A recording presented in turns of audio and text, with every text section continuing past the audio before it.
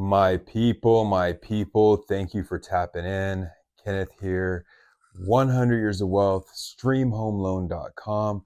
Here to give you some updates, some information, some commentary on the current state of the mortgage industry, real estate, investing, and just give you my perspective on what's going on. So let's jump right into it. But once again, thanks for tapping back in. I hope you guys are doing well.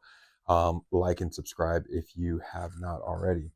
So first thing I want to cover is a question that I still get often. And as long as I'm in the industry, I'm sure this is going to be a common question for people that are circling around the concept of trying to buy a home. And the concept is, or the question is this a good time right now? Is it a good time to buy? Should I wait? Should I look for better times in the future where rates might be better, or conditions might be favorable, or prices coming down? Those are the types of questions that come up consistently. And I've made videos like this before, but obviously times change and that question gets renewed and it may have different answers. So I would say this: unless your concept has changed on how you see buying a home, because I feel like there's a lot of information out there where I'll see online people saying you shouldn't buy a home at all, you should only rent, you should invest those funds into something else, and they have their different logic around that. I'm not really one to wholeheartedly believe that unless our world changes in some different ways. I would think that right now home ownership will still make sense going forward. It will still probably be a great place that families can create wealth that they can pass down to the next generation. So with and then the reality of it is that with rent consistently kind of going up, it ends up being a smart financial decision to be able to buy a home and lock in a certain price with a mortgage. So unless something changes in that equation, I would still think that my answer is going to be similar to what it was before about, is it a good time to buy or not, right? That's going to still come back to you and your own personal finances, you and your own personal ability to buy at something that's affordable. So I would think that if you could find a home that you can get into and the payment is comfortable for you and your income situation, meaning that the income source that you have, you're confident to a certain degree that it's going to keep going, or that if it changes, you'd be able to replace it, or that if it goes away completely, that you have enough in reserve to hold you down for a long enough period of time to make adjustments to either downsize, sell, or find other employment within a certain amount of time frame. If all that works, and I think it still comes down to your ability, your comfort, in making that decision. And I would still think it's a smart decision to purchase a home. Now if you're thinking, hey, is it a smart decision if I plan on selling in a few years because I want to make some money on it? That's going to be a whole different equation. That's going to be dependent on how low below the current market value are you able to get the property. Is there some value add within that property, meaning that are you going to go in and have a property that like might be the on the lower end of the homes in the area.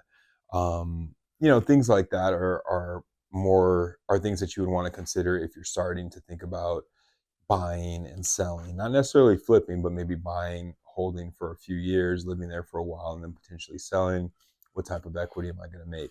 That's going to vary market to market, but the other thing about, is it a good time for you to buy, that's really going to be very conditional to yourself.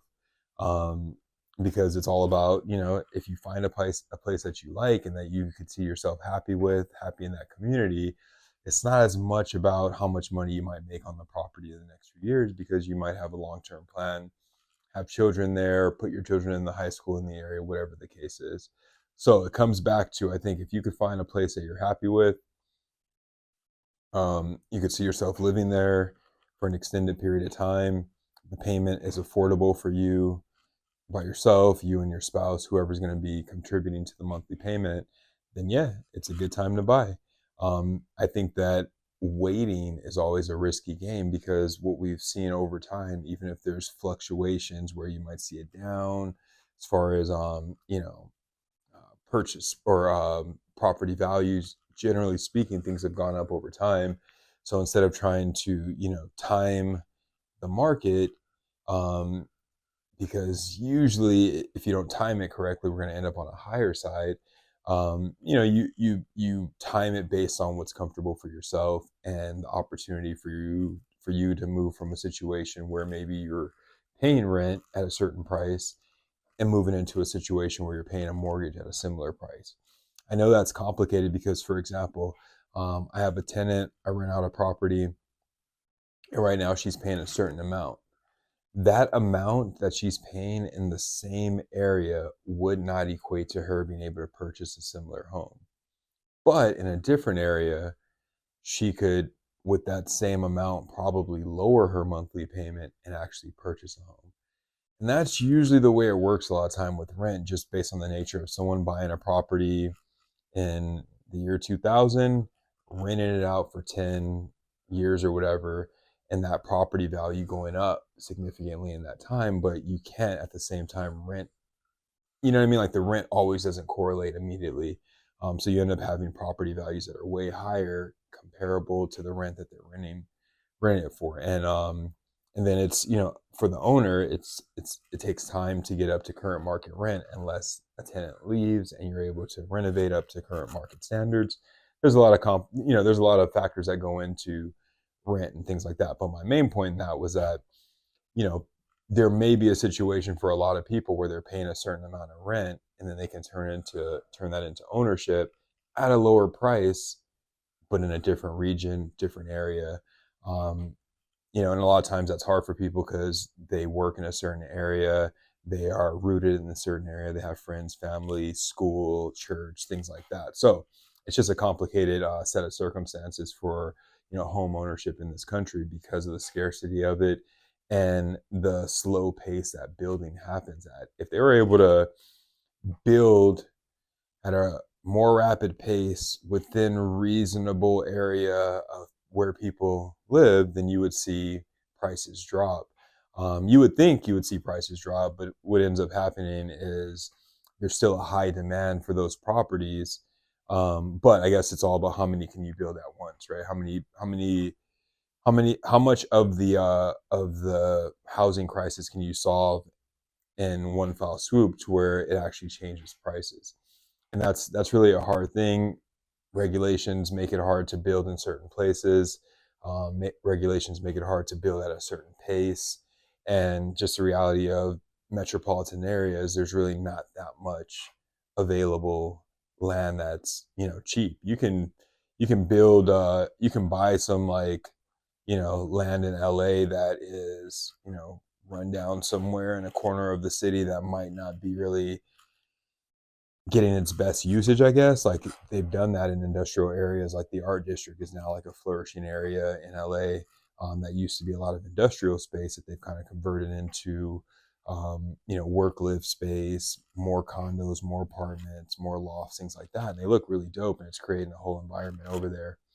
But it's still not enough to really create some sort of dent in the housing shortage that creates some sort of pricing reduction. So, point being is that if you can find something that you can afford uh, comfortably, and you have the funds and the ability to put into the property or to get into the property, then I say it's really about that, your comfort level, and how you see your ability to make that payment. If you're like, hey, I can make this payment comfortably, I don't really see much changing in my work life or my ability to make that payment, then it's a good time for you to take advantage of the market and buy when you're ready, right?